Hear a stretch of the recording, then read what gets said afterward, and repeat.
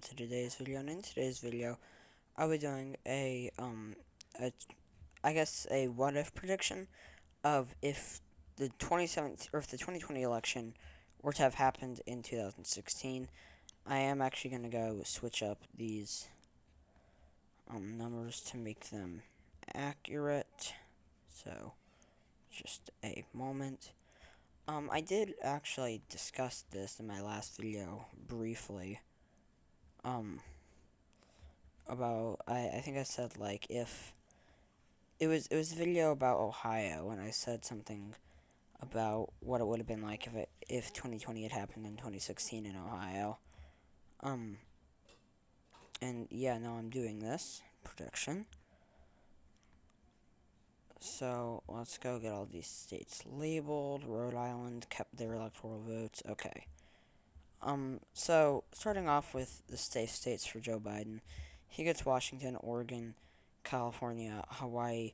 He carries a lot of these states that Hillary Clinton did not carry safe. Delaware, New Jersey, Connecticut. He carries those all safe. He carries Maine's first safe as well. Whereas Clinton carried. Oh, oops. If I will here. What is going on? I haven't used this in a long time. Also, the Wi-Fi at the place I'm currently at might be really bad. Okay, let's just go over here. Clinton in Illinois, I think she actually did carry it safe. Just looking at that from that, I could tell that she carried it safe. Maine's first though, she didn't carry safe. Delaware, I was pretty sure that Clinton carried Illinois safe, but I wasn't certain. So, actually, I'm not even certain. I would think that honestly, in 2020 she probably would only carry it likely. Delaware though, she didn't carry safe. It was actually more competitive than you might think. New Jersey, she didn't carry safe. Connecticut, she didn't carry safe. Um, Colorado, I think she actually only carried by a lean margin. I don't think that would happen though. And then for Trump safe states, Utah, Idaho, Wyoming, North Dakota, South Dakota. Bear in mind that at this point in time, Biden would be the incumbent VP. Kansas, Oklahoma, Missouri, Arkansas, Louisiana, Alabama, Tennessee, Kentucky, and West Virginia. So for Biden's likely states, he gets Colorado, New Mexico, Minnesota, Maine at large, New Hampshire, Virginia, and Michigan. Whereas Trump gets Montana, Texas, Mississippi, South Carolina, Indiana, and Alaska likely. So for Biden in Colorado, I mean, I don't see him being strong enough for Hispanic and Latino voters. I don't think Hispanic and Latino voters would be as far to the right or vote as far to the right as they did in 2020. But I'm going to still give it to Biden likely. New Mexico, Trump's going to do well enough with oil workers, and Biden's going to not do phenomenally with Hispanic and Latino voters. I still see him doing probably better than he did in 2020, especially in states like Texas or Florida. But I still see him only carrying it likely. I mean, it's probably going to be likely at least until 2024. Probably not, but I'm not even going to say probably not. Potentially 2028. In Virginia, I mean, Clinton, I think, only heard this by a lean margin. Biden's going to do better with black voters than Clinton, and he's going to do better in the suburbs and better with rural voters. New Hampshire, Clinton hardly carried this. I'm actually going to give it to Biden likely. I think he still has enough, especially as an incumbent VP against somebody like Trump in 2016. I think that he has enough appeal to white rural college-educated voters where someone like Clinton had not enough. Man at large, I see him having enough appeal to white rural college-educated voters.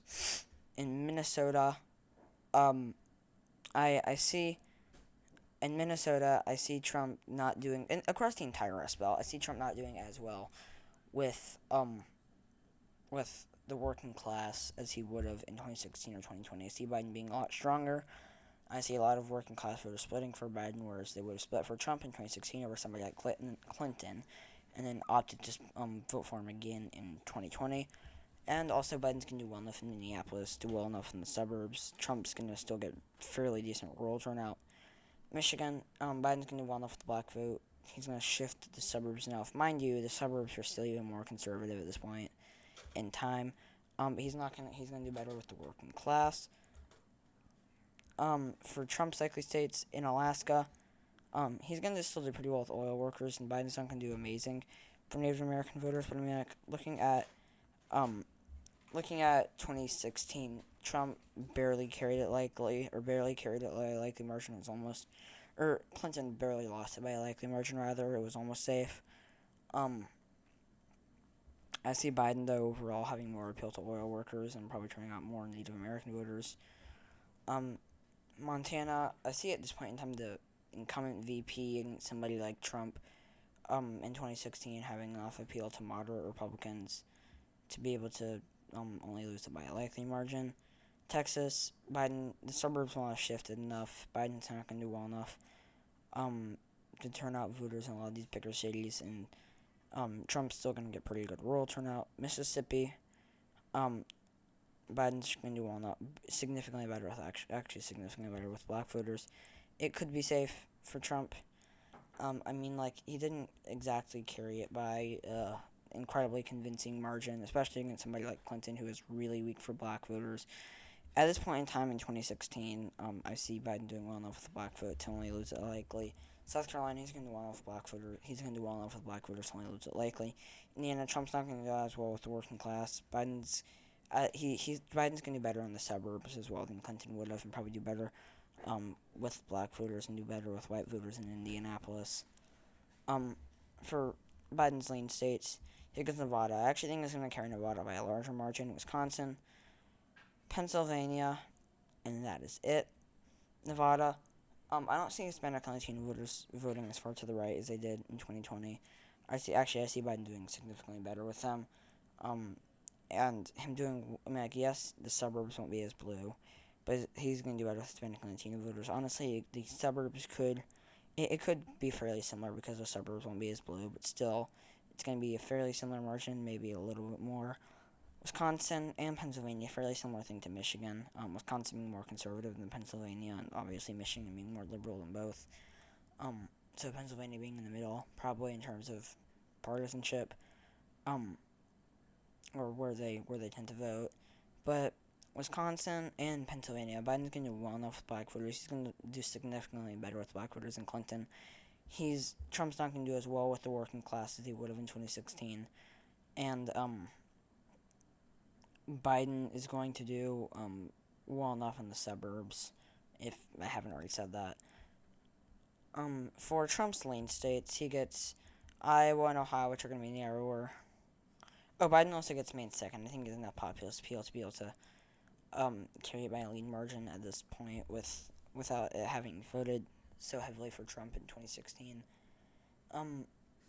But anyways, Trump gets Iowa, Ohio, Georgia, North Carolina, and that's what I'm gonna give him. So also Nebraska second. The suburbs will be conservative enough. I could see it being more narrow, but I'm gonna give it to him lean. Iowa, he's gonna do this significantly worse with voters in that northeastern chunk of Iowa. I still see him carrying it lean, but it'll be much narrower. Ohio, Biden's going to do well enough with the black vote, do well enough in the suburbs, or improve enough with the black vote, improve enough in the suburbs, and improve with the working class enough, like compared to someone like Clinton, that he only loses it by like 1.5–2%. North Carolina, Biden's going to do better with the black vote than Clinton, do better in the suburbs, so it'll probably be not necessarily a huge margin of victory. If we go look at this, Trump carried it by 3.6. Biden's probably only going to lose it by 1.5-ish. And then for the two remaining tilt states, Biden gets Florida, Trump gets Arizona. So in Florida, I see Biden having enough appeal to Hispanic and Latino voters, like Clinton did at this point in time in 2016. He really struggled in 2020. A lot of these voters voted against him because they thought that he was a socialist. Trump did a very good job of convincing voters that Biden was a socialist. However, I don't think a lot of this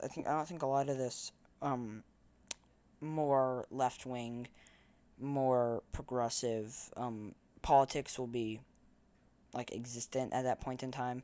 I think I mean, I guess we would have still seen people like Bernie Sanders and Elizabeth Warren, but we wouldn't see mainstream, like left wing economics being like huge. We wouldn't have seen people like AOC, Rashida Tlaib having like huge voices, loads of influence. Bernie kind of came on the scene and was like, um, I guess for lack of better terms, revolutionary in that.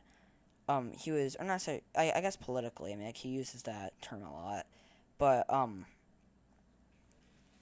I mean, I don't see it I don't see a lot of this more left wing ideology being as mainstream, as big as it was at this point in time. So Biden's probably going to do better with Hispanic Latino voters. He's also going to do better with older white voters, and he's going to do better on the suburbs. By the way, Georgia, Biden's going to do better with black voters, and Trump's going to get a similar rural turnout, so it'll probably just be narrower. Still like a highly, like 4%, not like 2% or something. And then Arizona, Trump, I think Biden is actually gonna resonate very well or significantly better than Clinton would have with a lot of these traditional suburban conservatives. I think a lot of them are more traditional conservatives, like establishmentarian, traditional moderate-ish conservatives like Mitt Romney, John McCain, George W. Bush, people like that. I think that Biden's actually going to resonate a lot more with them than Clinton would have, and he'll be able to push it down to only a tilt margin. So yeah, thank you guys so much for watching this video. If you enjoyed it, please leave a like below. Stay tuned for my next video tomorrow. Subscribe to my channel if you haven't already. Please comment your suggestions down below, and I'll see you all in my next video. Bye!